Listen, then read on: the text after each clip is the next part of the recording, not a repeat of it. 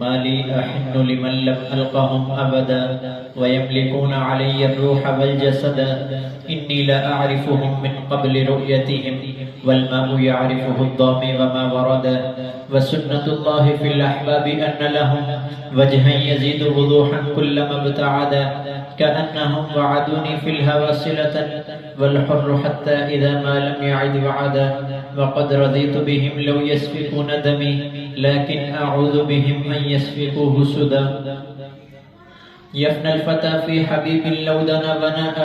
فكيف إن كان ينأى قبل أن يفدا بل بعده قربه لا فرق بينهما أزداد شوقا إليه غاب أو شهدا أمات نفسي وأحياها ليقتلها من بعد إحيائها لهوا بها وددا وأنفد الصبر مني ثم جدده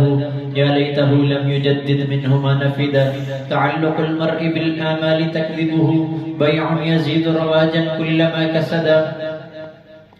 جديلة هي من يأس ومن أمل خصمان ما اعتنقا إلا ليجتردا يا لائمي هل أطاع الصب لائمه قبلي فأقبل منك اللوم واللددا قل للقدامى عيون الظبي تأسرهم ما زال يفعل فينا الظبي ما عهدا لم يسرع الظبي من حسن به أسد بل جاءه حسنه من سرعه أسدا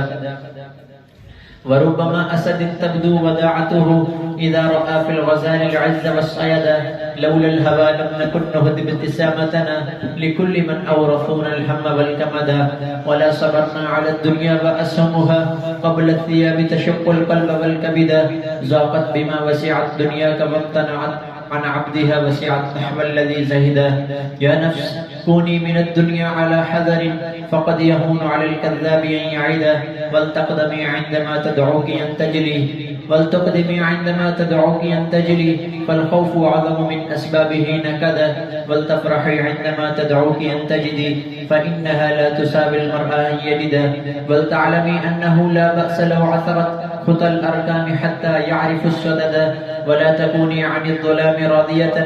وإنهم ملك الأيفاع والوهدا ولتحملي قمما في كل مملكة تبشرين به إن مرض مردا ولتذكرين سبا في الله يجمعنا بسادة ملأ الدنيا عليك ندى فدا لهم كل سلطان وسلطنة ونحن لو قبلونا أن نكون فدا على النبي وآل البيت والشهداء على النبي وآل البيت والشهداء مولاي صل وسلم